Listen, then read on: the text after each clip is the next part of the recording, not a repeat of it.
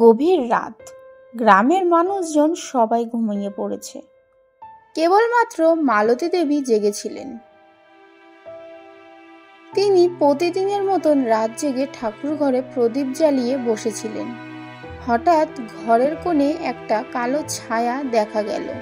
প্রথমে তিনি ভাবলেন এটা হয়তো তার চোখের ভুল, কিন্তু কিছুক্ষণের মধ্যেই সেই ছায়াটি স্পষ্ট হয়ে গেল।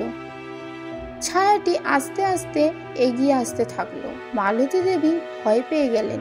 ছায়াটি আস্তে আস্তে এগিয়ে আসতে থাকলো।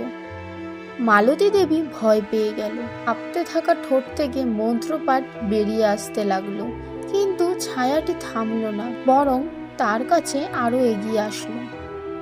আচমকা ছায়াটি মালতী দেবীর সামনে চলে এলো। মালতী দেবী বুঝতে পারল এটি কোনো সাধারণ ছায়া নয়, বরং এটি গ্রামের পুরনো কালী মন্দিরের পুরোহিতের আত্মা।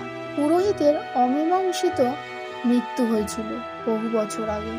মালতী দেবী কাঁপতে কাঁপতে বললেন, কি চাও তুমি? ছায়াটি ধীরে ধীরে মিলিয়ে গেল, রেখে গেল ঠান্ডা বাতাসের এক